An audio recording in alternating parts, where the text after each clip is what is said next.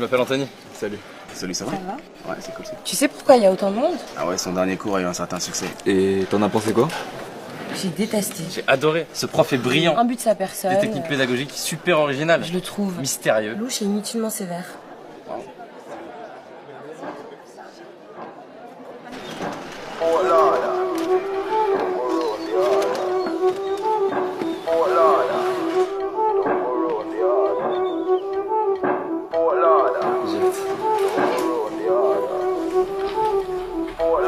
Surtout te fais pas remarquer et reste bien attentive. Pourquoi? Parce que c'est le meilleur. I see him, so me do it. Vous êtes sûrement inscrits à ce cours en pensant y trouver la vérité absolue. So me do it. Eh bien, je peux tout de suite vous dire Hey yo, que vous aviez raison. just touched down another Do it. Je suis le professeur Guillaume Détalès et bienvenue dans mon cours de psychologie sociale. So me do it. Comme on préfère l'appeler, comment sortir de la friendzone. C'est mon imagination ou le nombre de mes élèves a considérablement augmenté depuis la dernière fois. Bon, commençons. Je vous rappelle que la friendzone serait un endroit psychologique dans lequel on se retrouve piégé lorsque l'on ressent des sentiments amoureux envers quelqu'un qui n'a que des sentiments amicaux à notre égard. Qu'en avons donc conclu la dernière fois. Pourquoi? Qu'il y a la seule friendzone qui existe et celle dans laquelle on se met seul en se comportant trop amicalement avec quelqu'un qui nous plaît. Et donc? Alors sortir de la friendzone consiste tout simplement à changer son comportement. Opter pour le comportement séducteur au dépend du comportement amical. En gros, ça dépend que de nous. Très bien, maintenant faites-vous plaisir et donnez-moi des signes. Des signes qui nous montrent que nous nous sommes probablement mis dans la friendzone. La voix au téléphone. La voix. Si on s'appelle le soir et je prends pas ma voix grave de m'être fatigué, c'est clairement la friendzone. Très bien. Quelqu'un d'autre? Si je réponds rapidement à son message alors qu'il a pris des heures avant de me répondre, c'est la friendzone. Pourquoi? Parce que si c'est un pote et qu'il met des heures avant de me répondre, c'est pas grave, je peux répondre vite. Par contre, si c'est un flirt, faudrait pas qu'il croie que je guette ses messages. Plutôt qu'il le sache, c'est ça? Exactement. C'est plutôt une question sur un des signes. Accélérez, accélérez. Vous voulez que les gens nous quittent avant la fin de l'histoire ou quoi? Si elle like ou commente notre dernier post Instagram, c'est bien parce que... Pas forcément, mais si elle like une photo de vous qui date de 3 ou 4 mois, c'est bon signe. Parce que là, elle veut vous montrer qu'elle a remonté votre profil. Un dernier? Mais qui l'ont Les deux tapes sur l'épaule. Les deux tapes. Alors, après avoir rigolé ou quand on est en train de se dire au revoir, une fille qui est à l'aise avec un garçon aura tendance à poser sa main sur son épaule. Alors si c'est juste poser ou caresser, c'est bon signe. Par contre, si elle tapote son épaule, là, croyez-moi, c'est la friendzone. D'accord. Très bien. Écrivez le sous-chapitre comment désamorcer le processus d'amitié. Désamorcé? Un problème? Vous en parlez comme si c'était une bombe, comme si c'était mortel. Depuis quand est-ce que l'amitié est quelque chose qu'il faut redouter à tel point qu'on doive la désamorcer? Bon, vous avez l'air d'avoir perdu un ami. Et vous êtes persuadé que c'est à cause de moi? Quoi, c'était votre meilleur ami? Écoutez, ce n'est pas de ma faute si votre ami C'est n'a... vous qui avez déclaré que la friendzone n'existait pas. C'est depuis vous qu'ils remettent tout en question si on a le malheur de leur envoyer un cœur bleu. Vous avez créé des monstres incapables de se contenter d'amitié. Depuis vous, dès qu'ils ont l'impression de détecter un signe d'une soi-disant friendzone, ils ont subitement envie d'en sortir. Parce que vous les avez encouragés à en avoir peur, à voir ça comme quelque chose de vexant, comme quelque chose qu'ils doivent désamorcer. Alors qu'au contraire, ce que vous n'avez pas dit, c'est que lorsque quelqu'un vous considère comme un véritable ami, vous comptez vraiment. Et bien plus qu'un énième crush comme on en croise 1 million dans une vie. Bien plus. Vous avez créé des monstres. À votre avis, combien de couples se sont formés depuis votre premier cours Comment sortir de la friendzone? Combien ont réussi à transformer leur amitié en relation amoureuse? Amitié qui durait sans doute depuis des années. Des centaines? Des milliers? Combien? Et ces nouveaux couples, on dirait quoi? 6 mois? 1 an? Grand max? Vous êtes persuadés de créer de l'amour, alors que tout ce que vous faites, c'est détruire de l'amitié. Parce que l'amour échoue bien plus facilement que l'amitié. J'ai compris ce que vous essayez de nous dire, mademoiselle. Alia. Je ne vous ai pas demandé votre nom. Eh bien, je vous l'ai donné quand même. Vous avez terminé, mademoiselle Alia.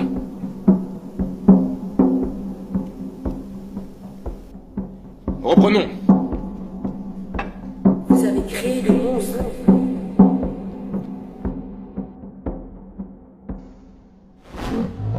Détruire de l'amitié. Admettons. Vous, ne me donnez pas aussi votre nom, il ne m'intéresse pas. Quelle est la nourriture que vous aimez le moins? Quoi? Allez, dans quel restaurant vous n'allez jamais manger? Japonais. Pourquoi? J'aime pas le poisson cru, les sushis et tout. Si je vais, je prendrai que des brochettes. Donc bon, ça va un peu cher pour des brochettes. Ne me racontez pas votre vie. Quelqu'un est d'accord avec lui ici? Vous deux, vous êtes ensemble? Non, on est juste potes. Ouais. Combien de fois êtes-vous allé manger au resto japonais du coin de la rue à l'heure du déjeuner? Plusieurs fois. C'était bon? Ouais, j'aime bien. Pourtant, vous avez levé la main, vous, donc vous détestez ça, n'est-ce pas? Oui, mais... Vous aussi, vous avez levé la main. Vous y allez quand même à deux? Bah non, on n'y va jamais ensemble. Vu qu'il n'aime pas. Vous avez compris, mademoiselle Alia. Votre théorie dit que j'ai détruit l'amitié. Mais dans le cas 1, votre soi-disant ami va venir manger des sushis avec vous et des petites brochettes en vous cachant qu'il déteste ça. Tandis que dans le cas 2, votre ami vous dira qu'il n'aime pas ça en prenant le risque que vous y alliez avec quelqu'un d'autre. Et alors? Dans le cas 1, c'est-à-dire dans le cas d'une friendzone, votre ami n'est pas lui-même. On fait tous des compromis en société. Là, il s'agit simplement de poisson cru. Mais jusqu'où ira votre ami friendzoné pour vous plaire, consciemment ou inconsciemment? Il calquera ses goûts sur les vôtres, cachera sa vision de la vie s'il a l'impression que vous en avez une opposée. Par exemple, il ne vous exposera pas son avis sur la peine de mort s'il a l'impression que vous êtes contre alors que lui est pour. Pourtant, c'est ce que devrait faire un ami, car un ami est juste lui-même et ne cherche pas à paraître comme le gendre idéal. S'il vous a avoué ses sentiments, comment pouvez-vous être sûr que vous étiez attaché à votre meilleur ami et pas plutôt au masque qu'il revêtait pour vous plaire? Si c'est ce genre d'amitié que j'ai détruit, y a pas mort d'homme. Reprenons. Nous allons donc voir comment désamorcer une amitié naissante en plusieurs étapes. Une amitié non voulue, une future friendzone. Vaut mieux tenter de la désamorcer ou y mettre fin plutôt que de faire semblant, n'est-ce pas? Je vous rappelle que la friendzone n'existe pas. D'ailleurs, quelqu'un ici saurait comment détruire une amitié sincère et réciproque. Pas une naissante, mais une sincère et réciproque. Allez, un peu d'ingéniosité. Dites-moi comment détruire une amitié sincère et réciproque. En créant de la jalousie? Non. En prenant ses distances? Non. Et si vous nous donniez la réponse tout de suite? Parce qu'on va donner toutes les réponses possibles et inimaginables et vous allez nous donner la réponse géniale auquel personne n'aurait jamais pensé. Alors, épargnez-nous tout suspense, non? Le premier qui trouve la réponse à ce problème valide son semestre automatiquement. Instantanément. Quelle est la seule et unique façon de détruire une amitié sincère et réciproque? Comment on peut être sûr que vous avez la réponse? Peut-être que vous choisirez la meilleure réponse d'entre nous et vous direz que c'est celle que vous attendiez, alors que vous ne l'aviez même pas. D'accord. J'écris la réponse ici.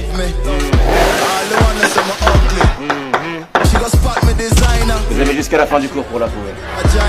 Avec vos histoires de sushi, vous vous rendez compte que vous dites presque que si l'ami n'est pas sincère, c'est de notre faute? Vous lâchez pas le morceau, vous. Mais c'est de la faute des théories comme les vôtres, en fait. Comment un ou une amie qu'on connaît depuis des années peut basculer de l'autre côté, subitement? Mais lui avez-vous dit clairement qu'il n'y aurait que de l'amitié et jamais autre chose entre vous? Non, mais... Alors il a le droit de tenter sa chance puisque la friendzone n'existe pas. Mais on n'a pas forcément besoin de le dire, en fait. Ça se voit dans l'attitude quand c'est qu'amical et que ça ne peut rien être d'autre. N'importe qui le verrait, vous croyez? À part quelqu'un à qui vous avez monté la tête avec vos théories, n'importe qui serait capable de détecter une attitude purement amicale. On parie?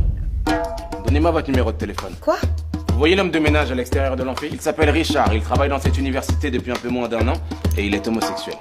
Allez lui parler, invitez-le à sortir comme manger ou ce que vous voulez.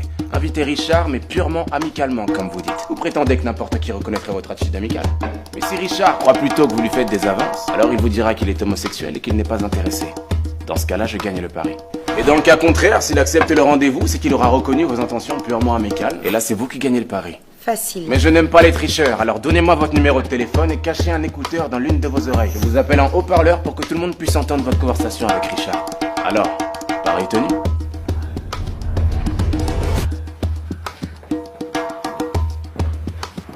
Salut. Je prends un peu l'air.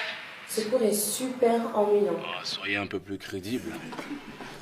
Voyagement, va. Ouais. Vous avez déjà fait de la psychologie sociale? La conseillère d'orientation, ça compte. Vous sympathisez, là, vous trichez, proposez-lui. J'ai pas vraiment d'amis et j'ai personne avec qui aller manger. Donc, Wow. ça vous dit qu'on aille manger un truc ce soir? Ensemble? Ce soir? Ça vous dit? Ouais. Vous acceptez? Oui. Donc, vous acceptez de venir manger un truc avec moi ce soir? Ouais. Tu me plais bien, donc... Hein? Enfin, mais, Richard, vous êtes homosexuel. Homo quoi? Mais vous êtes un menteur!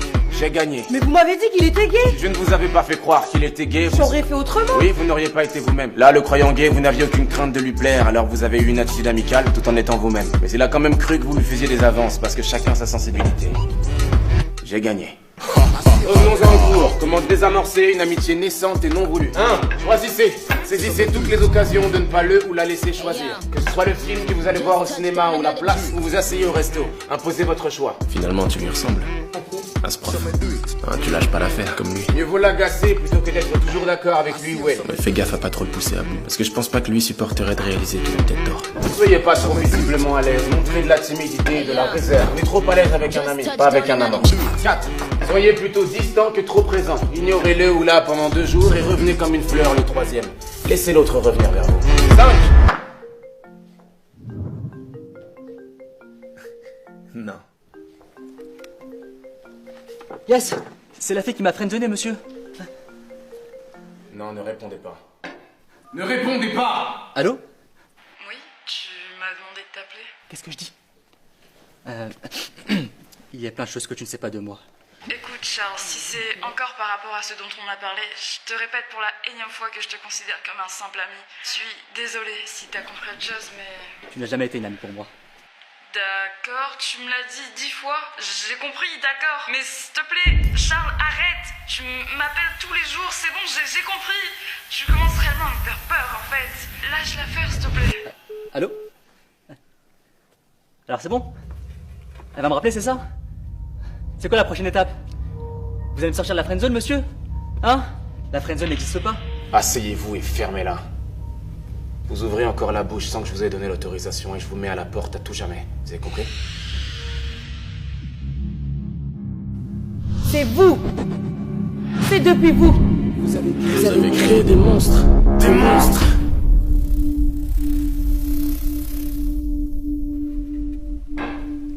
Mademoiselle Alia, je suis désolé que vous ayez coupé les ponts avec votre meilleur ami, simplement parce que mon cours l'a poussé à être sincère avec vous.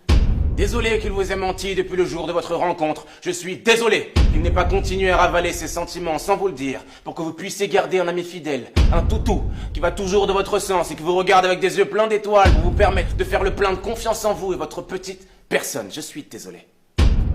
Mais ne nous faites pas croire que vous ne le saviez pas. Vous faites semblant d'être remonté contre moi et mon cours, alors que vous n'arrivez simplement pas à avaler le fait qu'il vous estimait bel et bien comme un énième crush comme on en croise 1 million dans sa vie. Il était votre meilleur ami. Mais vous n'êtes visiblement pas assez bien pour être la sienne. Faites avec.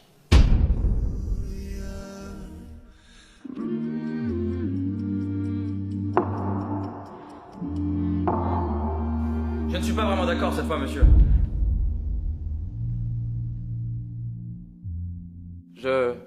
Enfin... Peut-être que son meilleur ami la considérait vraiment comme son ami, sincèrement. Ah, c'est donc lui, ton ex-meilleur ami. Mais que suite à votre cours, qui était génial.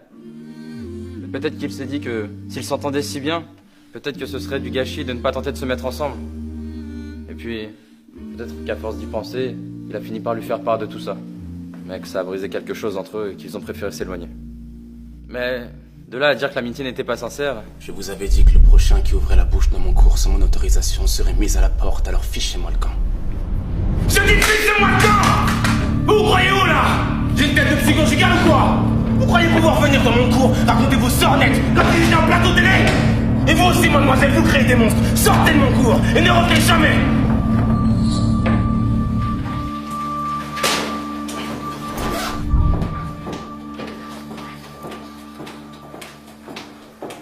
Ce prof est complètement malade. Je te dirais pas que je te l'avais dit. Tu changeras jamais, toi. Est-ce que tu penses qu'on devrait... Doucement, n'allez pas trop vite. Vous avez suivi mon cours, n'est-ce pas? Et vous aussi, mademoiselle, vous créez des monstres. Sortez de mon cours! Désolé qu'il vous ait menti depuis le jour de votre rencontre, toutou. Mais vous n'êtes visiblement pas assez bien pour être la sienne. Je ne suis pas vraiment d'accord cette fois, monsieur. Trouvez-moi, c'était votre meilleur ami. Et vous aussi, mademoiselle, vous créez des monstres. Sortez de mon cours et ne revenez jamais! Quoi? Non, rien. Vous savez alors comment désamorcer une amitié. Si vous voulez la réamorcer, faites l'inverse. Non, choisissez! Faites l'inverse, laissez-le choisir. Du moins, faites-lui croire que c'est lui qui choisit sa situation. Si tu m'avais dit ce que tu pensais comme tu l'as dit tout à l'heure, j'aurais peut-être mieux compris. Étape 2. Mieux vaut l'agacer que d'être toujours d'accord avec lui ou elle. Faites l'inverse. T'as raison. Soyez pas trop visiblement à l'aise, montrez de la timidité et de la réserve. Le contraire, détendez-vous. 4. Soyez plutôt distant que trop présent. Anthony? Ouais.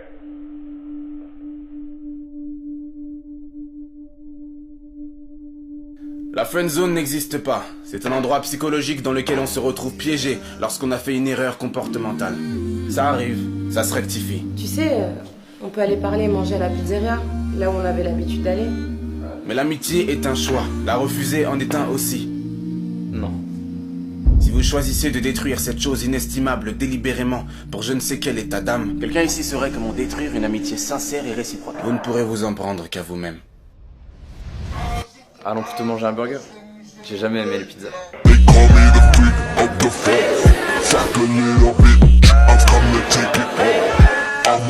tapes sur l'épaule.